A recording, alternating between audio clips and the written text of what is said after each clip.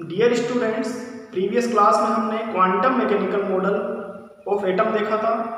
इसमें हमने देखा था कि वेव फंक्शन साई से 3 क्वांटम नंबर कैरेक्टराइज होते हैं।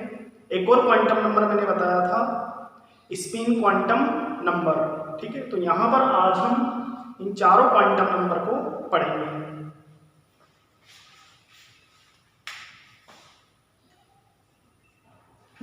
सबसे पहले हम देखते हैं, सबसे पहला क्वांटम नंबर है अपना principal quantum number.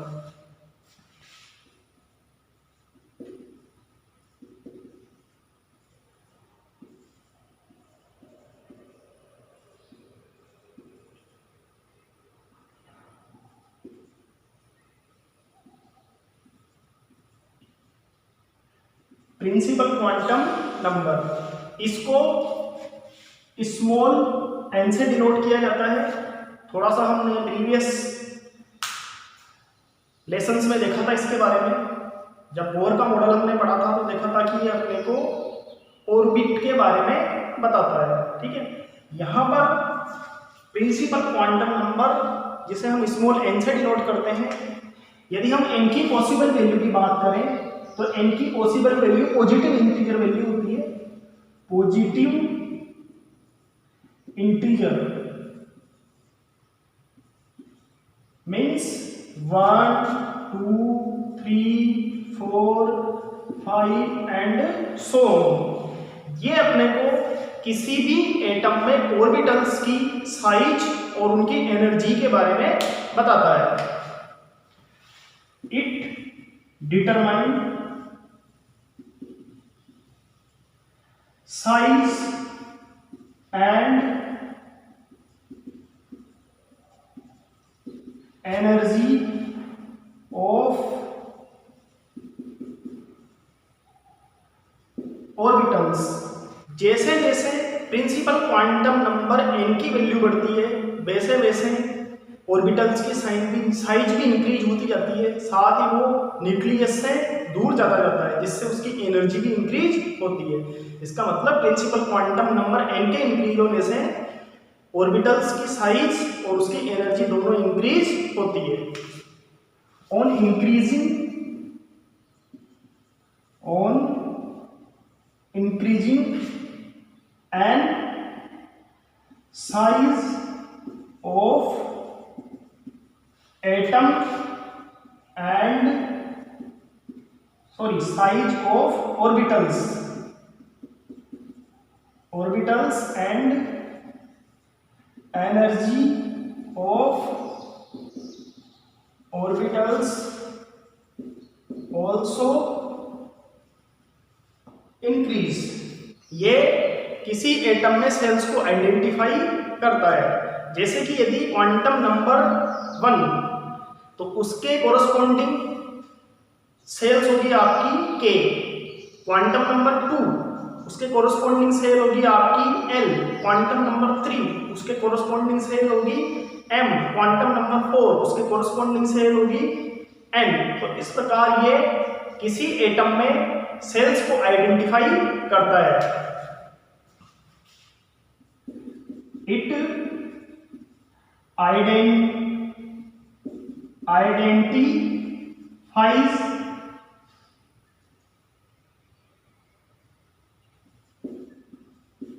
Sales in atom.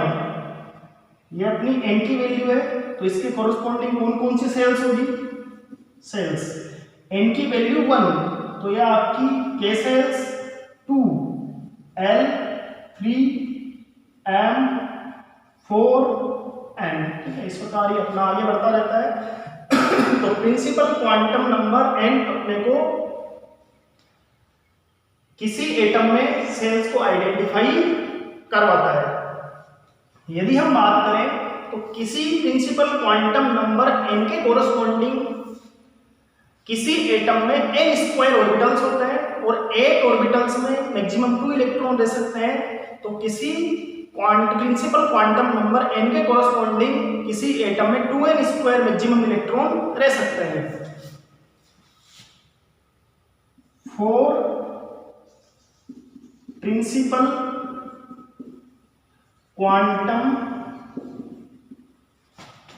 number n, there are n square orbitals in atom and maximum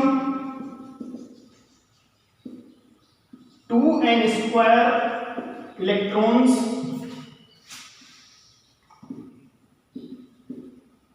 in atom। तो प्रिंसिपल क्वांटम नंबर से हम किसी एटम में ऑर्बिटल्स की संख्या और उसमें मैक्सिमम इलेक्ट्रॉन की संख्या को भी काउंट कर सकते हैं। जैसे इसी टेबल में देख लेते हैं अपन, यहां से हम बात करें तो n इज इक्वल टू 1, तो इसमें नंबर ऑफ ऑर्बिटल्स कितने हो जाएंगे, n का स्क्वायर मतलब 1 का स्क्वायर कितना 1, तो कितने मैक्सिमम इलेक्ट्रॉन हो सकते हैं इसमें 2। हम यहां पे एक और लिख सकते हैं मैक्सिमम इलेक्ट्रॉन, इसमें कितने हो सकते हैं 2। यदि हम n इज इक्वल टू 2 की बात करें, n इज इक्वल टू 2, तो इसके लिए n स्क्वायर की वैल्यू 2 का स्क्वायर 4, तो 2n स्क्वायर की वैल्यू ये आ जाएगी 8। तो अपनी सेकंड सेल में मैक्सिमम 8 इलेक्ट्रॉन रह सकते हैं। यदि अपन n इज इक्वल टू 3 की बात करें तो n square is equal to 9, 2n square is equal to 2 into 9 18। इसी प्रकार n इज इक्वल टू 4 के लिए कितना हो जाएगा ये वैल्यू 2n स्क्वायर की 2 4 का स्क्वायर, ये आएगी आपकी 32। ठीक है, तो आपके थर्ड सेल में मैक्सिमम 18 इलेक्ट्रॉन रह सकते हैं और फोर्थ सेल में आपके मैक्सिमम 32 इलेक्ट्रॉन्स रह सकते हैं। हम प्रिंसिपल क्वांटम नंबर n से इसी सेल में मैक्सिमम इलेक्ट्रॉन की संख्या भी पता कर सकते हैं। सेकंड है एजीमुथल क्वांटम नंबर, इसको स्मॉल l से डिनोट किया जाता है। स्मॉल l से इसको हम डिनोट करते हैं। इसको अदर्स नेम दिए हुए हैं, इसको subsidiary quantum number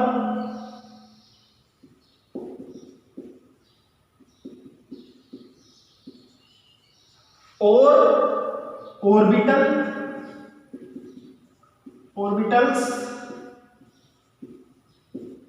angular momentum भी कहा जाता है। ये सब एजीमुथल क्वांटम नंबर एल के ही नेम है, इनसे इसको अपन व्यक्त करते हैं। अब देखिए एजीमुथल क्वांटम नंबर एल अपने को एटम में किस किस की इंफॉर्मेशन देता है। Azimuthal quantum number L atom में ऑर्बिटल्स की शेप के बारे में अपने को बताता है। इट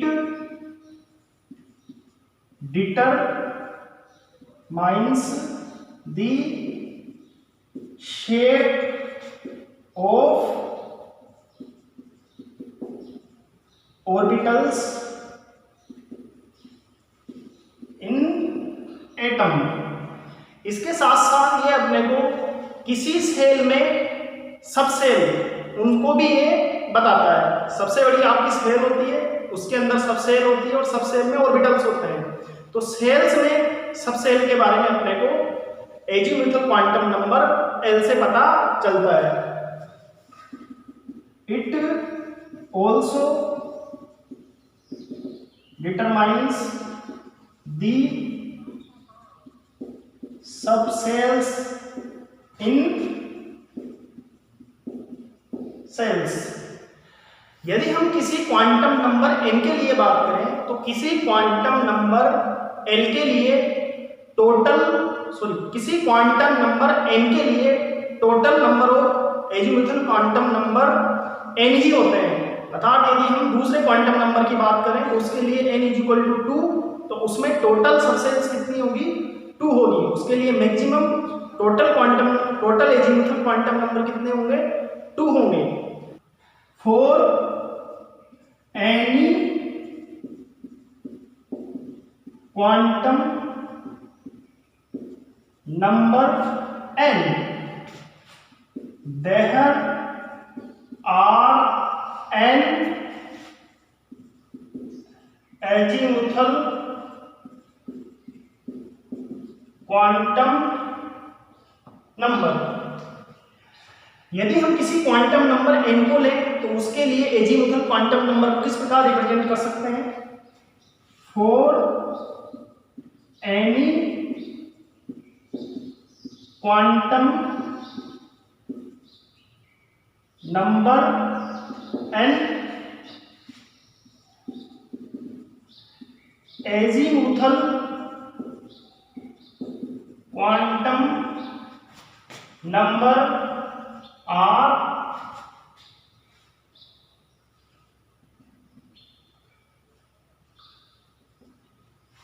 क्या होंगे? 0 से लेके और n-1 तक एजीमुथल क्वांटम नंबर होते हैं। एग्जाम्पल से हम समझते हैं। जैसे हम बात करें एग्जाम्पल में 4n=3 की बात करते हैं, ठीक है। तो सबसे पहले इसके लिए बात करें कि इसमें मैक्सिमम एजीमुथल क्वांटम नंबर कितने होंगे? मैक्सिमम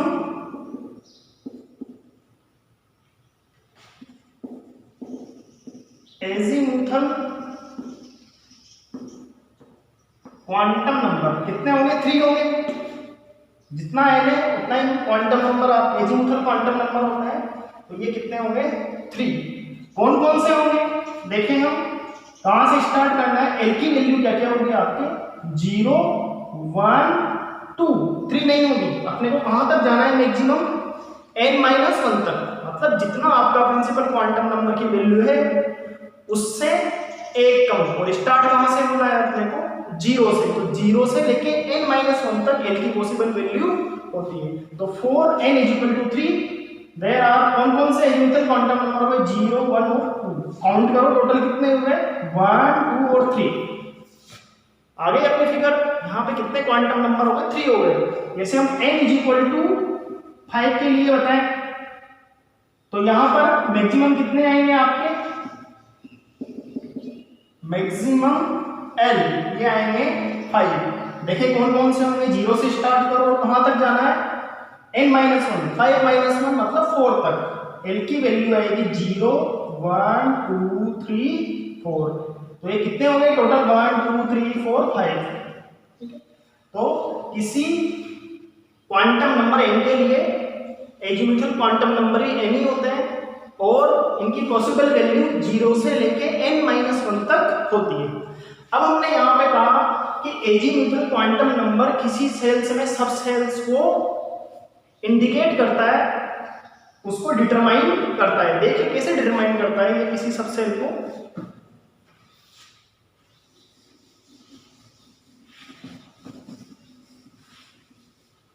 एक टेबल बनाते हैं हम, वैल्यू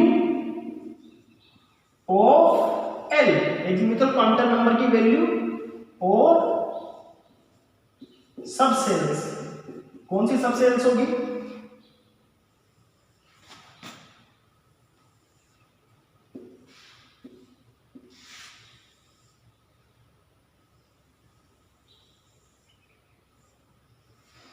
जैसे l की वैल्यू है 0 तो इसके कोरस्पॉन्डिंग सब सेल होती है s। l की वैल्यू है 1 तो इसके कोरस्पॉन्डिंग सब सेल होती है t। l की वैल्यू 2 इसके कोरस्पॉन्डिंग सब सेल d। l की वैल्यू 3 इसके कोरस्पॉन्डिंग सब सेल f। l की वैल्यू 4 इसके कोरस्पॉन्डिंग सब सेल g। l की वैल्यू 5 इसके कोरस्पॉन्डिंग सब सेल h, ठीक है। तो ईच एजीमुथल क्वांटम नंबर एक पर्टिकुलर सबसेल्स को रिप्रेजेंट करता है, ठीक है। ये याद करना है अपने को। यदि एजीमुथल क्वांटम नंबर की वैल्यू 0 है तो उसका मतलब है वो सबसेल की बात कर रहे हैं। यदि एजीमुथल क्वांटम नंबर की वैल्यू 2 है उसका मतलब अपन सबसेल डी की बात कर रहे हैं। देखो कैसे रिप्रेजेंट करते हैं इनके रिस्पेक्ट में। देखिए हम एक और टेबल बनाते हैं हम, value of n, value of n, ठीक है। Value of azimuthal quantum number L.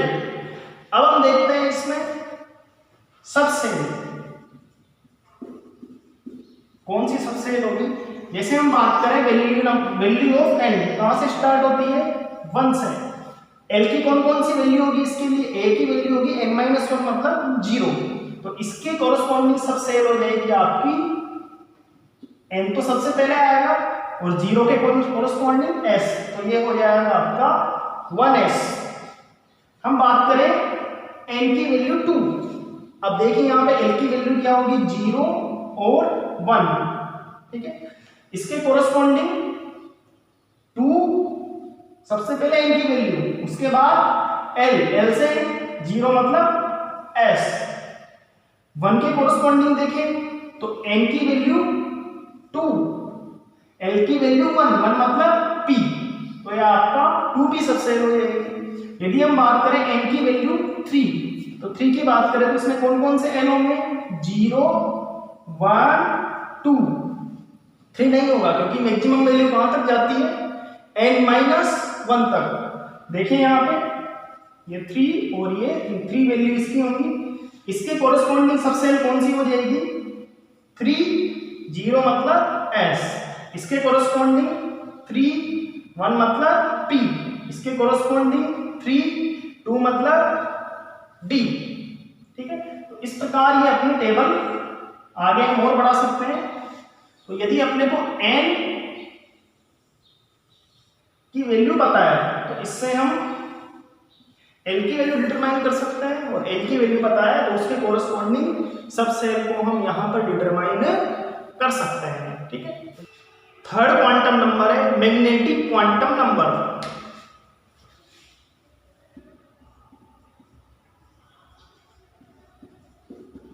Magnetic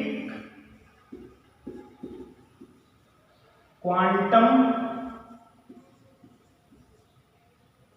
number, इसे ml से डिनोट किया जाता है।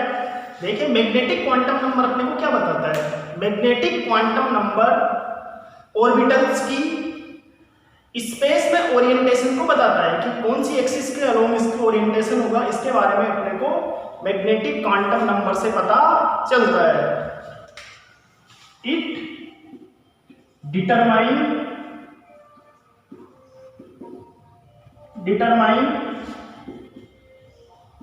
स्पेशियल अरेंजमेंट कह सकते हैं, ओरिएंटेशन हम कह सकते हैं, स्पेशियल अरेंजमेंट और स्पेशियल ओरिएंटेशन ऑफ ऑर्बिटल्स। यदि हम बात करें n की वैल्यू हम कैसे निकालें, n की वैल्यू हम डिटरमाइन करते हैं l की वैल्यू से। For any value of l there are 2l plus 1 value of ml। कोई भी आपकी l की वैल्यू है उसके कोरस्पॉन्डिंग m की कितनी वैल्यू मिलेगी, अपने को 2l plus 1 वैल्यू मिलेगी।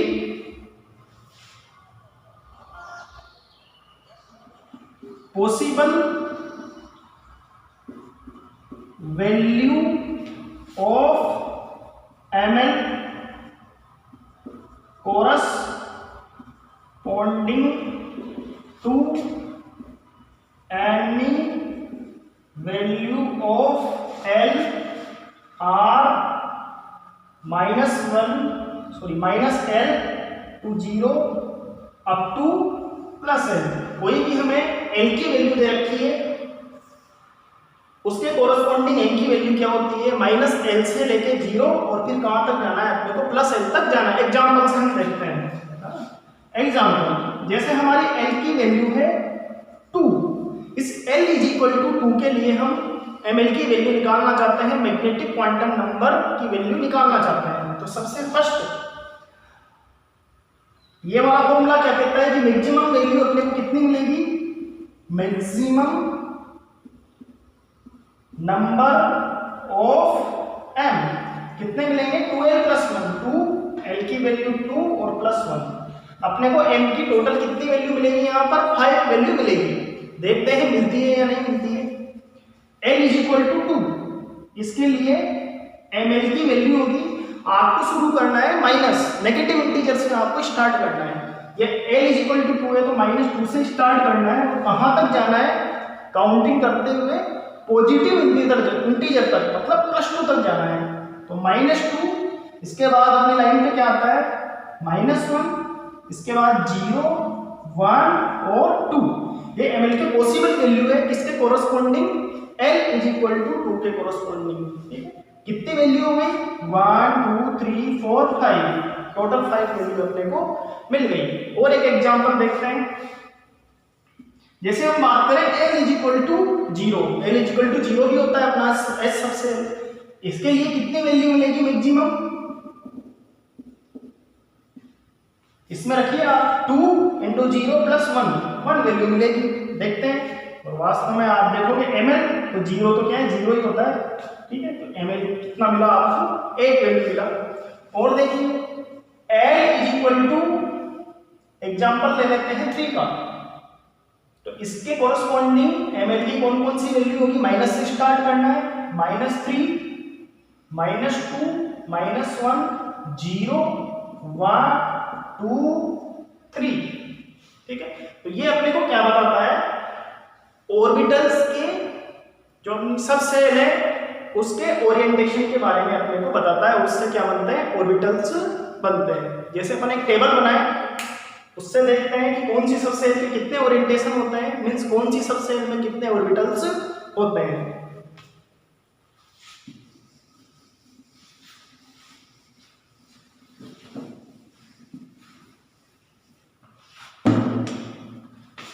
सबसे पहले वैल्यू ऑफ l, इसकी कोरस्पॉन्डिंग देखेंगे, या आप लिख लीजिए नोटेशन ऑफ सबसेल। इसके बाद वैल्यू ऑफ ml, और थर्ड लिखते हैं number of orbitals in subcells.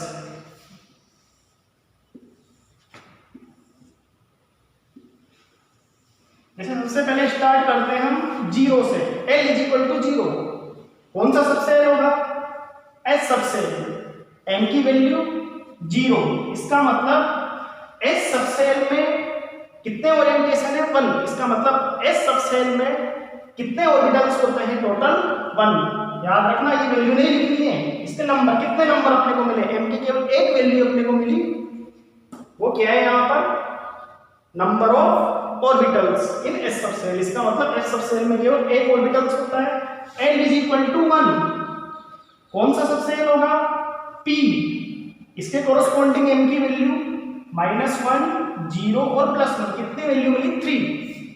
इसका मतलब p सबसेल में 3 ऑर्बिटल्स होते हैं, px py और pz। l is equal to 2, subshell d, already table बना रखी है, कौन कौन सी वैल्यू है इनकी, -2 -1 0 1 2 3, कितनी वैल्यू मिली, टोटल 5 वैल्यू मिली। इसका मतलब d सबसेल में कितने ऑर्बिटल्स होते हैं, टोटल 5 ऑर्बिटल्स होते हैं। d सबसेल के कितने ओरिएंटेशन, 5 ओरिएंटेशन, d सबसेल में कितने ऑर्बिटल्स, 5 ऑर्बिटल्स। 3 सबसेल f, -3 -2 -1 0 1 2 3, कितने, 7। ठीक है, तो इस प्रकार ये आगे अपनी टेबल चलती रहेगी। आपके एक सबसेल में कितने ऑर्बिटल्स हो गए, टोटल 7 ऑर्बिटल्स होते हैं। इसके बाद आपका फोर्थ क्वांटम नंबर है magnetic spin quantum number.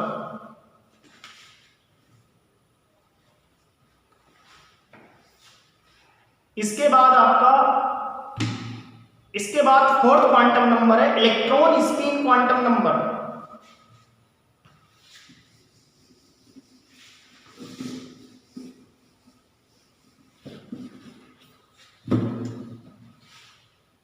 Fourth quantum number, electron spin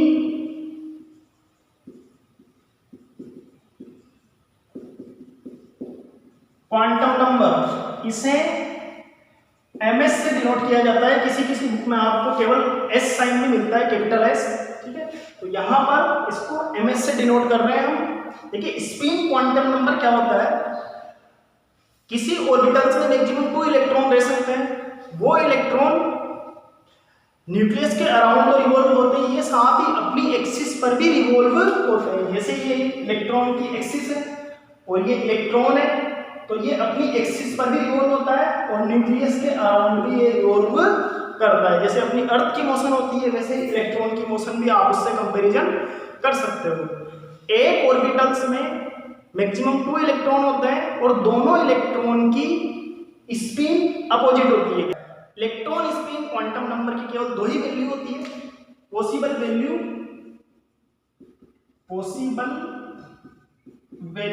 off ms, 2 ही वैल्यू होती है, +1/2 और -1/2। यदि एक की +1/2 है तो अपने आप दूसरे इलेक्ट्रॉन की -1/2 हो जाती है। इसको डिनोट करने के लिए कभी कभी एरो साइन भी यूज करते हैं, अप एरो और डाउन एरो, ठीक है।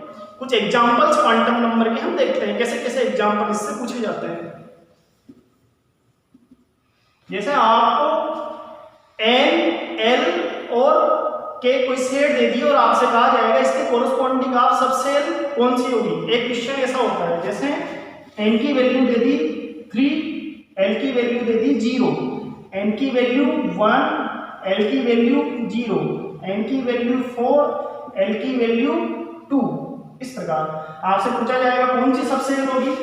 तो यहाँ पर सबसे पहले सबसेल यदि आप लिखते हो तो सबसे पहले आगे क्वांटम नंबर आपको लिखना है 3, l = 0। हमारी टेबल कहती है 0 मींस s, तो आपका 3s सबसेल हो जाएगी। ये 1 और 0 मींस s, ये 1s सबसेल हो जाएगी। 4 l means 2, l = 2 means d orbital, तो ये 4d हो जाएगा, ठीक है। तो इस प्रकार हम n और l के सेट से सब सेल को डिटरमाइन कर सकते हैं। नंबर फर्स्ट क्वेश्चन इस प्रकार आता है।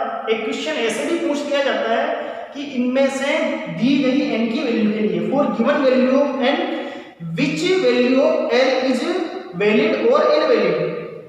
Example, for given value of n find the invalid value of n।